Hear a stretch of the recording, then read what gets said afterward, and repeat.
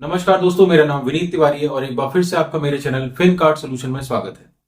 देखिए, पिछले 6 या 7 दिन से लगातार आप देख रहे होंगे कि स्टॉक मार्केट में करेक्शन चल रही है और लगातार ये करेक्शन आपको देखने को मिल रही होगी मिड कैप और स्मॉल कैप स्टॉक में। और पिछले 6 या 7 दिन में आप देखिए कि मिड कैप और स्मॉल कैप इंडेक्स लगभग 10 से 15% के आसपास गिर चुके हैं और जिसका सीधा असर हमारे म्यूचुअल फंड के पोर्टफोलियो में पड़ रहा है और जिसके कारण लगातार लोग पैनिक कर रहे हैं। और जब आप अलग अलग बिजनेस न्यूज चैनल को देखेंगे, सोशल मीडिया में अलग अलग वीडियो देखेंगे, तो वहां एक कारण बताया जा रहा है कि सेबी ने म्यूचुअल फंड का स्ट्रेस टेस्ट कराया था और इस स्ट्रेस टेस्ट के कारण आपका स्टॉक मार्केट में गिरावट आ रही है, स्टॉक मार्केट गिर रहे हैं। तो क्या ये सही रीजन है कि केवल स्ट्रेस टेस्ट के कारण आपके स्टॉक मार्केट स्मॉल कैप और मिड कैप स्टॉक गिर रहे हैं, जिसके कारण आपका पोर्टफोलियो लगातार गिरते जा रहा है? आज हम इसी बारे में आपसे बात करेंगे। तो देखिए, सबसे पहले मैं आपसे बात करूंगा, सेबी ने जो म्यूचुअल फंड फंड मैनेजर को स्ट्रेस टेस्ट करने के लिए बोला था, ये स्ट्रेस टेस्ट है क्या? देखिए, सेबी ने म्यूचुअल फंड से कहा था कि आप सभी फंड मैनेजर अपने अपने फंड्स का एक स्ट्रेस टेस्ट कीजिए और उसमें आप ये बताइए हमें कि किसी कारण से, किसी कंडीशन के कारण अगर आपके फंड से, आपका जितना भी फंड साइज है उसमें से अगर 25% का विड्रॉल आता है, अगर वहां पे जो लोग इन्वेस्टमेंट किए हुए हैं वो आपके फंड से 25% पैसा निकालते हैं, विड्रॉल लेते हैं, तो वो 25% के विड्रॉल के लिए जो स्टॉक आप बेचेंगे उसके लिए जो आप लिक्विडिटी आपकी रिक्वायरमेंट होगी, तो वो लिक्विडिटी प्रोवाइड करने के लिए आपको कितने दिन का समय लगेगा, आपको ये बताना रहेगा। सिमिलरली सेबी ने ये कहा था कि आप 25% के साथ 50% लिक्विडिटी के लिए आपको कितना समय लगेगा, कितने समय में आप स्टॉक बेच के लोगों का पैसा लोगों को दे पाएंगे, आप ये बताइए। और ये टेस्ट सेबी ने कंडक्ट कराया था हर म्यूचुअल फंड में। अब देखिए, ये जो स्ट्रेस टेस्ट था, मैं मानता हूं ये सेबी का एक अच्छा कदम था कि वो आपके पोर्टफोलियो या म्यूचुअल फंड को और अच्छा ट्रांसपेरेंट करेगा और लोगों को पता रहेगा कि किस फंड में कितनी ज्यादा रिस्क लेके इन्वेस्टमेंट किया जा रहा है। लेकिन जो स्ट्रेस टेस्ट के रिजल्ट आए थे, ये रिजल्ट देख के हमें अभी कोई डिसीजन नहीं लेना है। आपको अपने दिमाग में कोई स्ट्रेस नहीं पालनी है, क्योंकि ये पहला रिजल्ट था। अब क्योंकि ये टेस्ट लगातार हर महीने या 15 दिन में होने हैं, तो जैसे जैसे इसका डेटा आएगा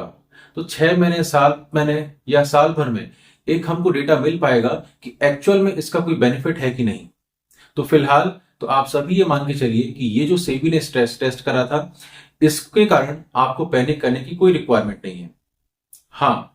अब जैसा कि टीवी मीडिया में या अलग अलग न्यूज चैनल में या सोशल मीडिया में कहा जा रहा था कि क्योंकि सेबी ने ये स्ट्रेस टेस्ट कराया था और जिसके कारण आपके मार्केट में करेक्शन आ रहा है, तो ये बात कहां तक सही है? तो देखिए, सेबी ने जो स्ट्रेस टेस्ट कराया था उसका रीजन ही ये था कि जैसे आप सभी को मालूम होगा, पिछले 1 साल का अगर आप देखेंगे, डेटा देखेंगे उठा के, तो आपको समझ में आ रहा होगा पिछले 1 साल में लगातार लोग स्मॉल कैप और मिड कैप में इन्वेस्टमेंट किए जा रहे थे। और वहां पे लार्ज कैप में देखिएगा तो लार्ज कैप में लगातार आउटफ्लो हो रहे थे और लार्ज कैप से लोग पैसा निकाल रहे थे, क्योंकि स्मॉल कैप मिड कैप में इतना ज्यादा इन्वेस्टमेंट लोग कर रहे थे, जिसके कारण स्मॉल कैप और मिड कैप स्टॉक के वैल्यूएशन बहुत ज्यादा हाई हो गए थे और जिसके कारण सेबी को डर लग रहा था कि अगर ये वैल्यूएशन और ज्यादा बढ़ते हैं तो कहीं आपके पैसे फंस ना जाए और कहीं आपके पैसे सुरक्षित ना बचे। तो आपके पैसों की सुरक्षा के लिए ही ये स्ट्रेस टेस्ट सेबी करा रही है। तो यहां पे, क्योंकि जैसा मीडिया चैनल्स में कहा जा रहा है कि स्ट्रेस टेस्ट के कारण मार्केट गिरा, मैं इसको पूरी तरह सच नहीं मानता। क्योंकि अगर आप मेरे चैनल्स को ध्यान से देखें तो मैं पिछले 5 या 6 महीने से लगातार आपसे कह रहा था और मैंने 6 महीने पहले भी एक वीडियो बनाई थी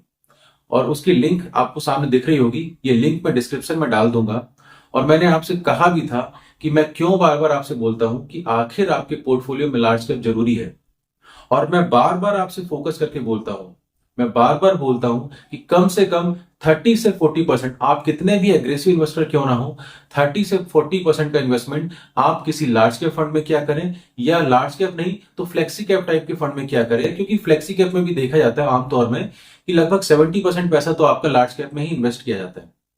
और 3 या 4 महीने पहले देखिए, मैंने एक और आपके सामने वीडियो लेके आया था। हिंदुस्तान टाइम्स में एक आर्टिकल आया था और उस आर्टिकल के बारे में ही मैंने एक वीडियो बनाया था और उस आर्टिकल में कहा गया था Sensex to BSC small cap index का जो रेशियो है वो अपने लाइफ टाइम लो के आसपास पहुंच चुका है, पिछले 15 से 20 साल के लो पॉइंट में चल रहा है। और जब जब ये रेशियो लो होता है उस समय स्मॉल कैप में एक बड़ी गिरावट आती है, यानी स्मॉल कैप के वैल्यूएशन बहुत ज्यादा हाई हो जाते हैं। और जब जब ये रेशियो बहुत ज्यादा हाई हो जाता है, उस समय लार्ज कैप के वैल्यूएशन हाई हो जाते हैं, तो लार्ज कैप में गिरावट आती है या लार्ज कैप परफॉर्म नहीं करती, उस समय स्मॉल कैप और मिड कैप परफॉर्म करते हैं। तो ये मैं पिछले 4 या 5 महीने से आपसे कह रहा था कि आप सभी लोग अपने पोर्टफोलियो में 30 से 40% लार्ज कैप को वेटेज दीजिए, क्योंकि पिछले 4 या 5 महीने से आप सभी को मालूम था, जो इन्वेस्टमेंट कर रहे थे इन्वेस्टर, उन्हें भी मालूम था कि इनके वैल्यूएशन बहुत ज्यादा हाई है। और देखिए यहां मार्केट में लगभग सभी को मालूम था, और पिछले 6 या 7 महीने से सभी लोग कह रहे थे कि स्मॉल कैप और मिड कैप के वैल्यूएशन थोड़ा हाई हो गए हैं, लार्ज कैप के कंपैरिजन में तो बहुत ज्यादा हाई थे। जब आप सभी को मालूम था कि स्मॉल कैप मिड कैप के वैल्यूएशन हाई है, अब वो गिर क्यों नहीं रहे थे? क्योंकि हम और आप लगातार स्मॉल कैप और मिड कैप फंड्स खरीदे जा रहे थे, और जब हम फंड्स खरीदे थे तो उस पैसे को हमारा फंड मैनेजर किसी न किसी स्टॉक में इन्वेस्ट कर रहा था, जिसके कारण वो स्टॉक प्राइस गिर नहीं रहे थे, लगातार बढ़ रहे थे। तो जैसे ही सेबी ने कंसर्न जाहिर किया, तो बस ये उसको एक ट्रिगर मिल गया, और मार्केट को एक ट्रिगर चाहिए भी था कि किसी न किसी रीजन के कारण मार्केट को गिरने का बहाना चाहिए था, कि कोई एक रीजन आए जिसके कारण स्मॉल कैप और मिड कैप में गिरावट आए। तो ये जो स्ट्रेस टेस्ट था जो सेबी ने कंडक्ट कराया म्यूचुअल फंड से, बस उसको एक ये बहाना मिल गया, और जिसके कारण स्मॉल कैप मिड कैप में लगातार आप देख रहे हैं पिछले 6 या 7 दिन से गिरावट चल रही है। अब ये जो गिरावट आ रही है, ये गिरावट में हमें पैनिक नहीं होना, क्योंकि देखिए प्रैक्टिकल और थ्योरी में बहुत फर्क होता है। सबसे पहली बात आप ध्यान रखिएगा, अगर मैं प्रैक्टिकली बात करूं, तो प्रैक्टिकली अगर देखा जाए, कभी भी कोई बहुत बड़ी पैंडेमिक सिचुएशन बिगड़ती है या कोई बहुत ऐसी सिचुएशन आती है जब इक्विटी मार्केट से 50% पैसे का विड्रॉल आ जाएगा। तो जैसा कि आपको मालूम है कि आज हमारे mutual fund industry 50 lakh crore के ऊपर की हो चुकी है, और अगर 50% विड्रॉल की मैं बात करूं, लिक्विडिटी की बात करूं, यानी 25 लाख करोड़, जब इतना बड़ा पैसा मार्केट से निकाला जाएगा ना, तो पूरी इंडस्ट्री की हालत खराब हो जाएगी। अच्छे स्मॉल कैप की बात करूं, मिड कैप की बात करूं, लार्ज कैप की बात करूं, पूरे स्टॉक की हालत खराब हो जाएगी। तो ये कहने में बहुत आसान है प्रैक्टिकली, लेकिन ये पॉसिबल कंडीशन नहीं है। तो अगर सेबी एक वर्स्ट कंडीशन को लेकर चल रही है कि कभी अगर ऐसा हुआ कि इस टाइप का अगर आपको पैसे निकालने पड़ते हैं, विड्रॉल आता है, तो उसके लिए आप मेंटली प्रिपेयर रहें। तो वो मेंटली प्रिपरेशन चल रही है हमारे फंड मैनेजर की, और ये बहुत अच्छी बात भी है। और जैसा कि मैंने आपको कहा, ये जो टेस्ट था, ये केवल एक ट्रिगर का काम किया, जिसके कारण स्मॉल कैप और मिड कैप में गिरावट आ गई। अब यहां सबसे ज्यादा दिक्कत किसको हुई? पिछले कई महीनों से जब हम स्मॉल कैप और मिड कैप में लोगों से कह रहे थे कि आप एसआईपी के थ्रू इन्वेस्टमेंट करें, लेकिन 30 से 40% पैसा आप अपना अभी भी लार्ज कैप या फ्लेक्सी कैप टाइप के स्टॉक में लेके या फंड में लेके चलें।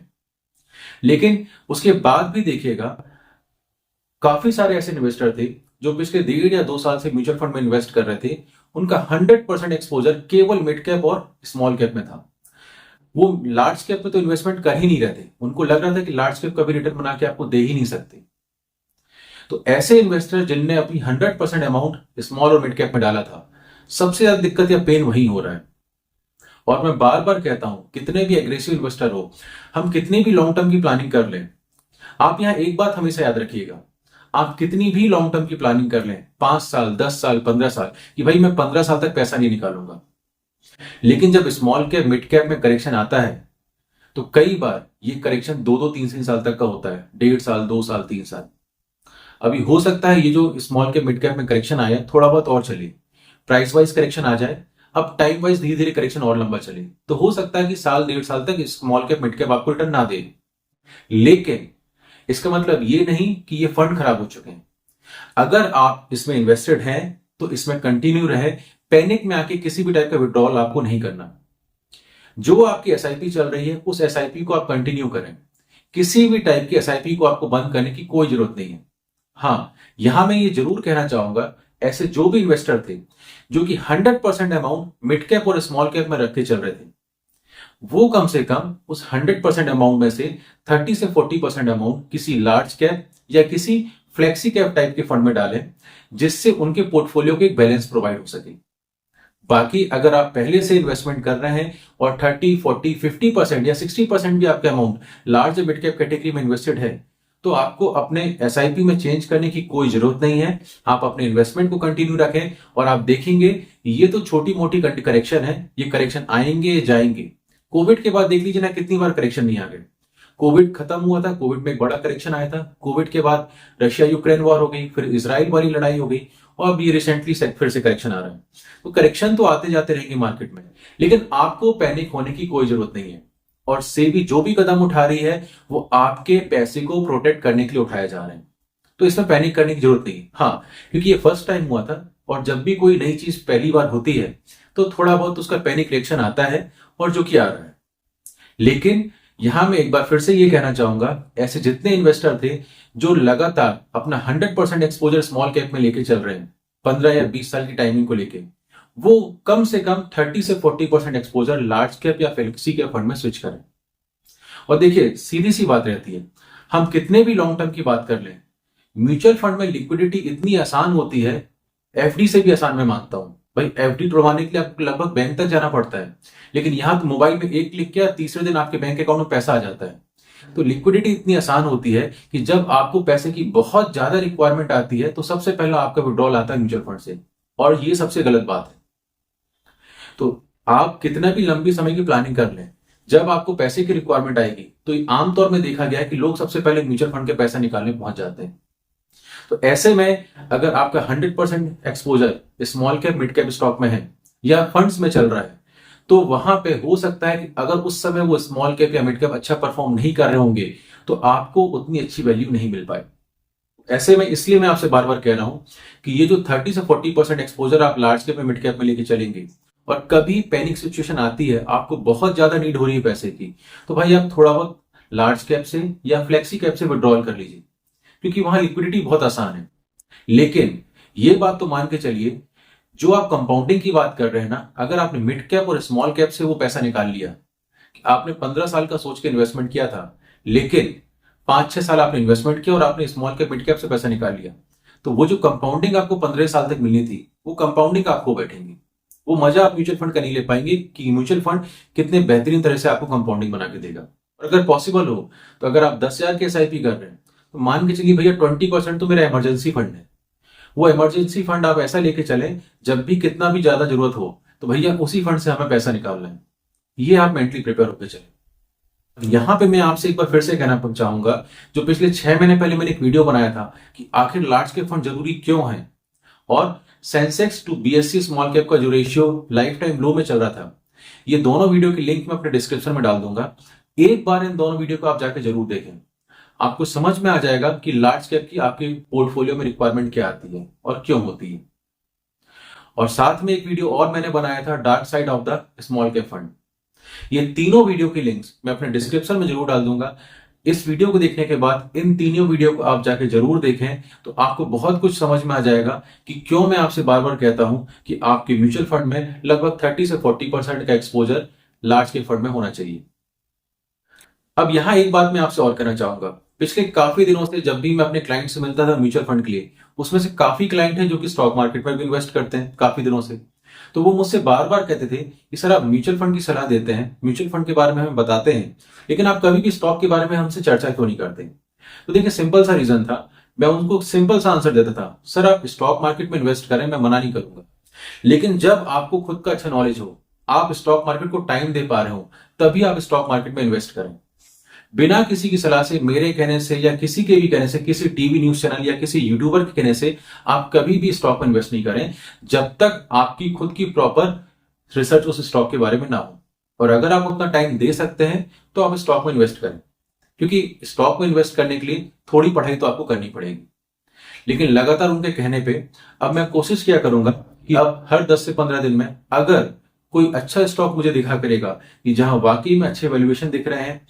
और आने वाले समय में 3 से 4 साल या 5 साल में वो स्टॉक आपको एक अच्छे रिटर्न दे सकता है, तो मैं कोशिश किया करूंगा कि उस स्टॉक को एक वीडियो बनाऊं और आपसे शेयर करूं।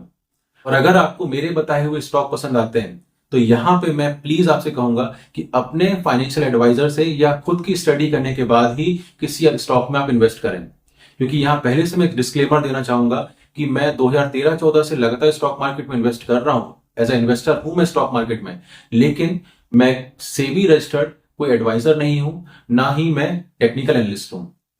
जितना मेरा नॉलेज है, मैं अपने नॉलेज के हिसाब से अब महीने में, 1.5 महीने में 1 या 2 वीडियो स्टॉक के बारे में बनाया करूंगा, जब भी मुझे लगा करेगा कि कोई स्टॉक अच्छे वैल्यूएशन में आपको मिल रहा है। लेकिन इन्वेस्टमेंट करने के पहले अपने फाइनेंशियल एडवाइजर से या आप अपनी खुद की स्टडी करने के बाद ही उस स्टॉक में इन्वेस्टमेंट करें।